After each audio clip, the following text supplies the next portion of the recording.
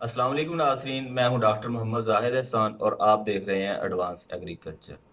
आज हम बात करेंगे कलराठी और बरानी ज़मीनों के बारे में कि अगर आपने वहां पर राया की काश्त करनी है या कनोला की काश्त करनी है तो वो कौन सी चीज़ें हैं जिनके बारे में आपको इल्म होना ज़रूरी है। तो कलराठी ज़मीनें, पहले मैं आपको बताता चलूँ, ऐसी ज़मीनों को कहते हैं कि जिनमें नमकियात बहुत ज़्यादा होते हैं और या जिनको हम ज़मीनी पानी लगा रहे होते हैं जिसके अंदर नमक जो है वो बहुत ज़्यादा होता है। तो जो कलराठी ज़मीनों की क्या खसूसियात हैं या कि कौन से नमक या साल्ट उसको अफेक्ट कर रहे होती हैं, उसके बारे में हम किसी और वीडियो में बात करेंगे। फ़िलहाल मैं आपको बताता चलूँ कि जो कलराठी ज़मीनें हैं उनमें आपने राया या कनोला इनमें से कौन सी फसल काश्त करनी है और उसकी निगहदाश्त के लिए आपने किन चीज़ों का ख्याल रखना है। इसी तरह हम इस वीडियो में ये भी बात करेंगे कि बरानी इलाकों में आपने राया या कनोला कौन सी किस्म काश्त करनी है और किन बातों का ख्याल रखना है। तो नाज़रीन, इसमें मैं आपको बताता चलूँ कि कैनोला की बजाय अगर आप राया काश्त करें तो वो ज़्यादा बेहतर है। उसकी वजह ये है कि राया जो है ना वो किसी हद तक कलराठी ज़मीनों को या नमकीन पानी को बर्दाश्त करता है। वो रेतली ज़मीनों में भी हो जाता है, वो कलराठी ज़मीनों पर भी हो जाता है। वो गर्मी की शिद्दत को भी बर्दाश्त कर लेता है, वो पानी की कमी को भी बर्दाश्त कर लेता है, जबकि कैनोला जो है ना वो थोड़ी-सी नाज़ुक फ़सल है। तो अगर आपने राया काश्त करना है कलराठी ज़मीनों में तो उसमें कौन-सी किस्म काश्त कर सकते हैं? उसमें आप सुपर राया जो है उसको काश्त कर सकते हैं, आप चकवाल राया जो है ना उसको काश्त कर सकते हैं। इसके अलावा आप खानपुर राया जो है उसको काश्त कर सकते हैं।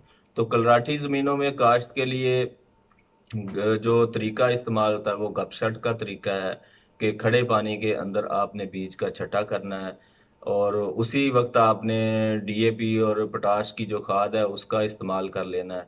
और साथ में जब कोशिश करें कि पहले खेलियां बना लें, खेलियां बनाने के बाद आप उसको पानी लगाएं और पानी से उसको भर दें, उसके बाद आप उसके अंदर बीज का छटा करें। कलराठी ज़मीनों में आप 2 तरीक़ा काश्त इस्तेमाल कर सकते हैं। या तो आप खुश्क तरीके से काश्त कर सकते हैं कि आपने खुश्क ज़मीन को तैयार किया, उसके बाद बीज का छटा किया, छटा करने के बाद उसमें खेलियाँ बना दी हैं, खेलियाँ बनाने के बाद उसमें खेलियों पर पानी लगा दिया है। तो क्योंकि साल्ट जो है ना वो जर्मिनेशन को या उगाव को मुतासर कर रहे होते हैं, तो खेलियों में काश्त करने से जो नमक है फिल वक्त जब आप पानी देंगे तो वो नमक नीचे चला जाएगा, आपके पौधे उग आएंगे। उसके बाद अगर नमक आता भी है तो तब तक पौधा इस हालत में आ जाता है कि वो कलराठी ज़मीन या नमक को बर्दाश्त कर सके।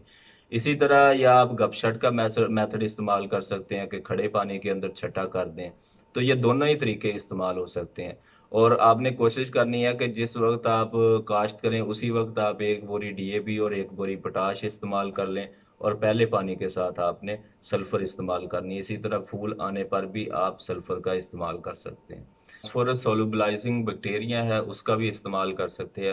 उससे भी आपको जो है ना वो काफ़ी फ़र्क महसूस होगा। उसको आप बीज के साथ इनोकुलम के साथ इस्तेमाल कर सकते हैं।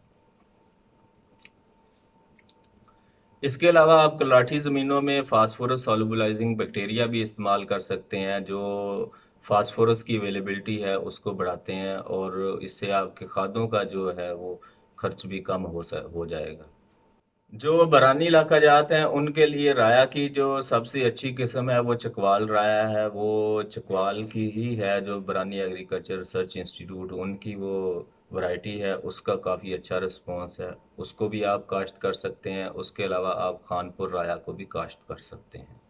तो बरानी और कलराठी जो ज़मीनें हैं उनमें कनोला की काश्त से परहेज़ करें, क्योंकि कनोला थोड़ी-सी सेंसिटिव क्रॉप है और इसकी जो ज़रूरियात हैं खाद की, पानी की और दूसरी चीज़ों की ये ज़्यादा है। ये गर्मी की शिद्दत को बर्दाश्त नहीं कर सकती।